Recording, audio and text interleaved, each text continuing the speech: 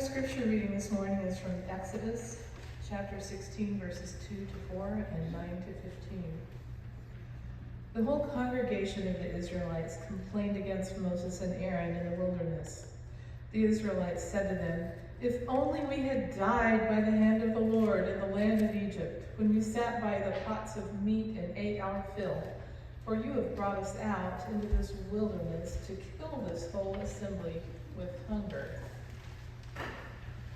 Then the Lord said to Moses, "I'm going to rain bread from heaven for you, and each day the people shall go out and gather enough for that day.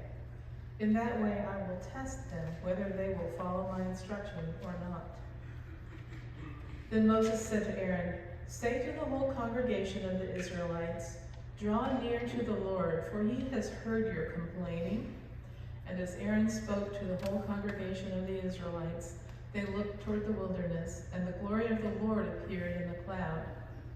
The Lord spoke to Moses, "I have heard the complaining of the Israelites. Say to them, 'At twilight you shall eat meat, and in the morning you shall have your fill of bread. Then you shall know that I am the Lord your God.'" In the evening, quails came up and covered the camp, and in the morning there was a layer of dew around the camp. When the layer of dew lifted, there on the surface of the wilderness was a fine, flaky substance, as fine as frost on the ground. When the Israelites saw it, they said to one another, "What is it?" For they did not know what it was. Moses said to them, "It is the bread that the Lord has given you to eat." Must be the reading of this word.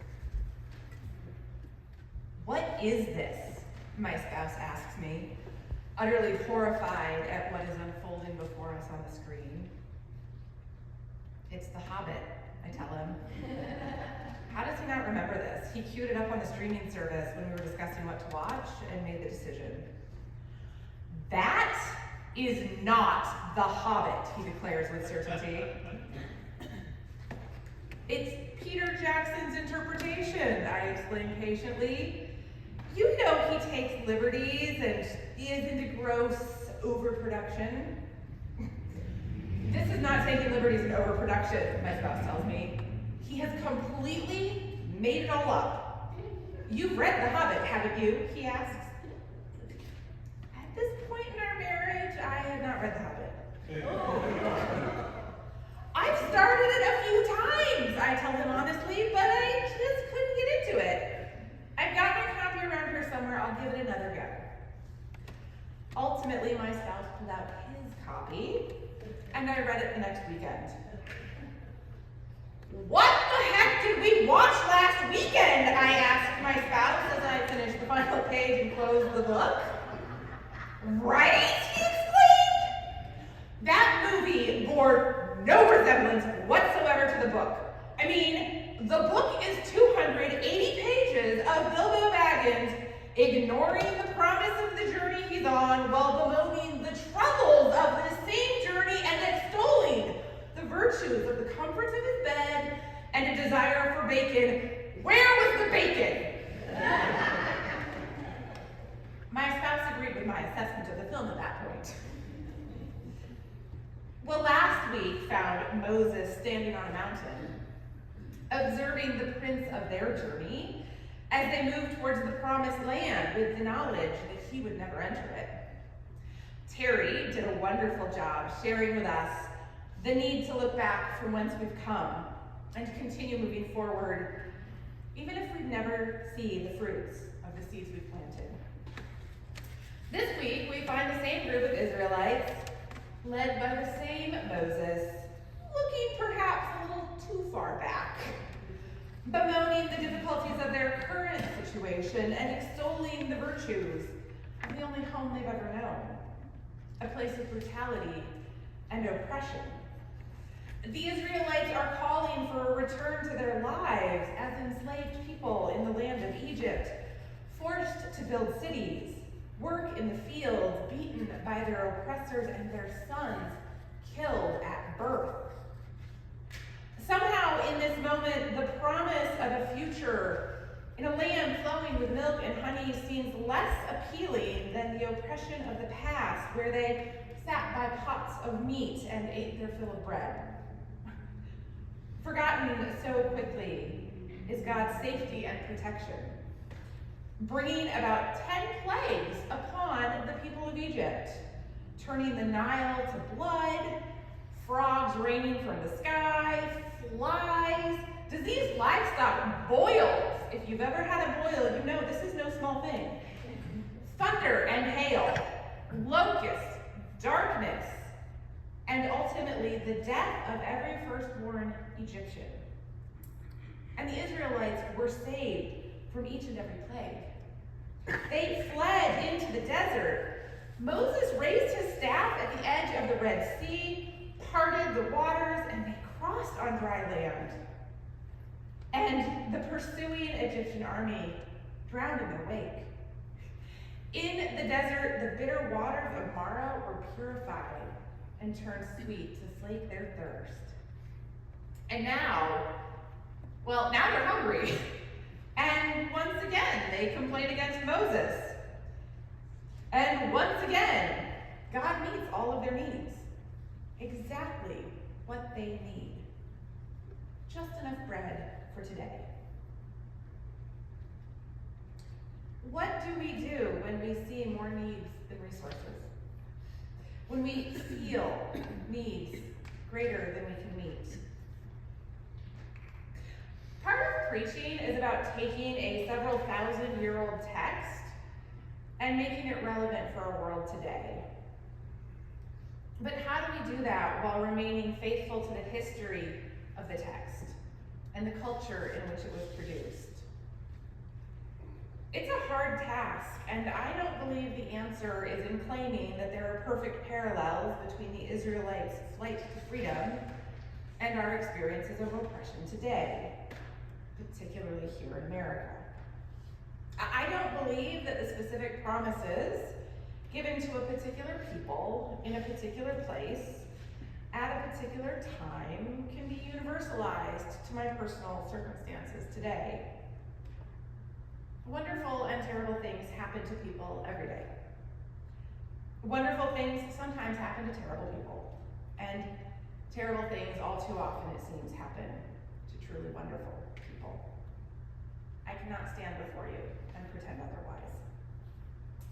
Nor am I so presumptuous as to believe that I can make meaning out of anyone's experiences and claim God has a purpose for this. And so I'm left instead to wonder about the Israelites, wandering in the desert, thirsty, hungry, and longing for the familiar, even if it means giving up the chance at something unimaginably better. And I think about the nature of the divine, and how the Israelites had been delivered out of oppression and slavery, how they'd been promised a land of their own, flowing with milk and honey, how they'd been spared the plagues and death, how they'd been given water to drink, how they'd been led to an oasis for rest. And I wonder, is God so capricious as to meet the Israelites' needs only because they complained so loudly? Is that truly the God they worshipped?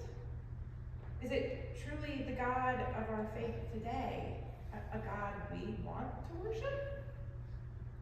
And I can't help but thinking that's not my God, nor is it any kind of God I want in my life.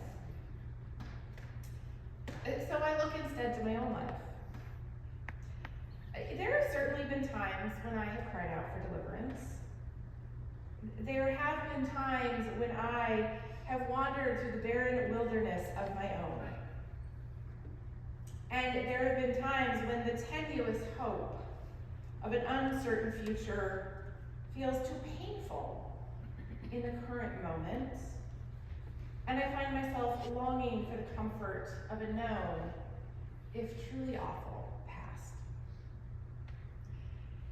And then I think about a shift that happened about 12 years ago that changed everything.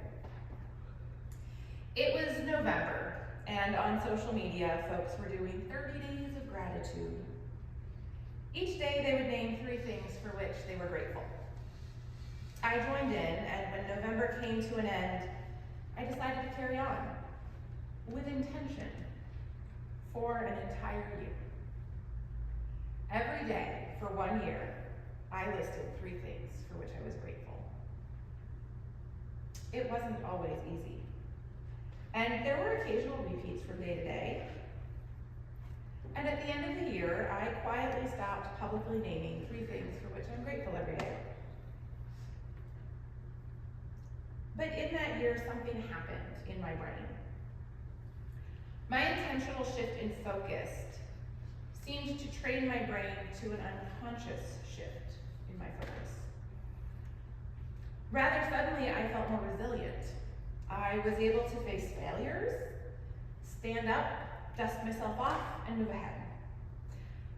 I was able to more objectively view my past, identify patterns, and make changes. I felt stronger, more autonomous, and in control of my life in ways that defied logic. And despite the not insignificant challenges in my life, I knew deep inside that ultimately I would be okay. Even if I didn't know in that moment what okay looked like or how I would get there. In choosing to be grateful for all that I do have, the actual or perceived lack in my life somehow became less significant. Now, I am well aware that correlation does not prove causation, and little in life is a straightforward cause and effect. But almost 9 years after my gratitude practice began, my spouse received an email from a job recruiter inquiring as to his interest in a job in the Portland metro area. 3 weeks later, he had a job offer, resigned his then current position, and 5 weeks after that, began working remote. At that point, we had 5 weeks to buy a house, sell a house, pack our lives and our cats into boxes and moving trucks and a car. I had to quit a job and find a job, and we moved everything to Oregon. 10 weeks before, or between, learning we were moving and the day we arrived here at the Forest Grove. Now, I had a lovely and robust community in Minnesota, and I miss those folks daily. It was hard to say goodbye. You know what I don't miss? The oppressive heat and humidity that sometimes starts in March with 95-degree days and doesn't end until October. The oppressive cold and snow that starts in October and often doesn't end until May. Multiple feet of snow that don't completely melt before the next storm piles more on. Months on end of frozen tundra. Seeking to navigate a small car around corners and over snow berms on the side streets that are only plowed when at least 8 inches have fallen. And you know, I sometimes still wake up on hot nights in August from nightmares about the winter of 2018. 30 inches of snow fell in the month of February alone. And then in mid-April, the night before my birthday, another 14 inches fell overnight. I wake up from these nightmares with my heart racing, dread filling me, terror at the thought of another winter. And then I remember, I am Oregon. I take a deep breath and I relax, knowing that I will never have to endure that kind of winter again. And even while living in Minnesota's brutally cold and snowy winters and her unbearably hot and humid summers, I chose to be grateful every day. I had a home that was safe, a spouse who cherishes me, a community that encouraged me, and a job that fulfilled me. And all of these realities were carried forward to Oregon, a land that is literally flowing with milk and honey. I don't know if you're aware, but there are literally more than 250 agricultural products that can be grown and produced in the state of Oregon, and every one of them is grown and produced within the Willamette Valley itself, where we live. Literal milk and honey. It's a magical place. And when the winters come and it turns to fungus land, I I do a little bit of foraging, I'm not gonna lie. Blackberry jam, mushrooms, found some plums the other week. It's kind of a wonderful thing, folks. But I wonder, if we shift our fear of scarcity and obsessing about what we lack to a trust in abundance and a gratitude for all that we do have, might we also find that we have enough for today? Might we trust that the God who has carried us safe thus far is the same God who will provide enough bread for the journey? And just maybe a bit more. And when we believe that there is enough, might we also gather around the table and share with each other the good news that God's abundant love is always more than we could hope for.